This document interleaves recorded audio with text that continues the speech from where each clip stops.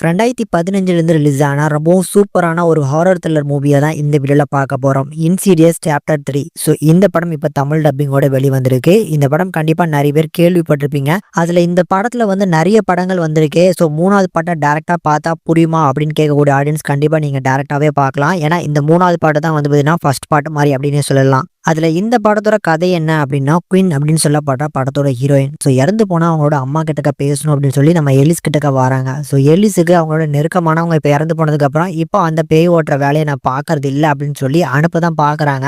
But இந்த பொண்ணு ரொம்ப தூரத்துல இருந்து வந்திருக்க மாதிரி தெரியுது அப்படின்னு சொல்லி உள்ளுக்குள்ள வச்சு பேச வச்சு அவங்க அம்மா கிட்டக்க பேசவும் ட்ரை பண்றாங்க.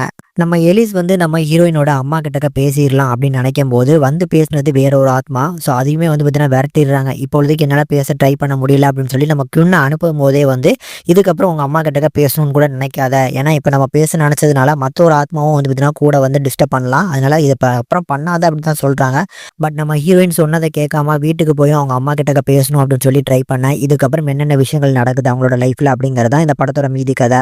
இந்த படத்தை பொறுத்தளவுக்கு எனக்கு ரொம்ப பிடிச்சிருந்தது. ஒரு டீசெண்டான ஒரு ஹாரர் மூவியை எடுத்து கொடுத்துருக்காங்க. இந்த படத்தோட பிளஸ்ன்னு கேட்டிங்கன்னா கடைசி வரக்கூடிய ஒரு 20 நிமிஷம் போர்ஷன் நம்ம எலிஸ் அப்படிங்கிறவங்க வந்து அந்த பேய் ஓட்டுறது ரொம்ப சூப்பராக இருக்கும். இதை தாண்டி இந்த படத்துல வரக்கூடிய major of the horror portions எல்லாமே நல்லாவே ஒர்க் அவுட் ஆச்சு. ஸோ அந்த ஜம்ப்ஸ்கேர் சீன் நல்லா ஒர்க் அவுட் ஆனனால நிறைய இடங்களை நீங்க பயப்படுறது கூட வாய்ப்பு இருக்கு. ஹீரோயினா நடிச்சிருக்க குயின். ஸோ அவங்கள வச்சு பண்ணியிருக்கக்கூடிய போர்ஷன் அவங்களோட பெர்ஃபார்மன்ஸும் நல்லா இருந்துச்சு.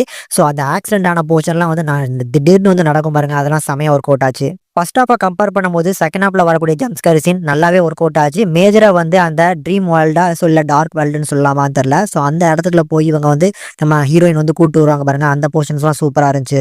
ஓவராலா பார்க்கறதுக்கு ஒரு நல்ல ஹாரர் மூவி தான். கண்டிப்பா மிஸ் பண்ணாம பாருங்க. ஃபேமிலி வாட்சபிள் அப்படின்னு கேட்டீங்கன்னா அடல் கண்டென்ட் பொறுத்தளவுக்கு கிடையாது. ஆனா அந்த வைலன்ஸ் காட்சிகள், ரத்தம் தெரிக்கிற மாதிரியான காட்சிகள் இருக்கு அப்படிங்கனால அதுக்கேற்ற மாதிரி பிளான் பண்ணி பார்த்துக்கோங்க. தமிழ் டப்பிங்கை பொறுத்தளவுக்கு நல்லா பண்ணிருக்காங்க. டெக்னிக்கலி சவுண்டான படம் தான்.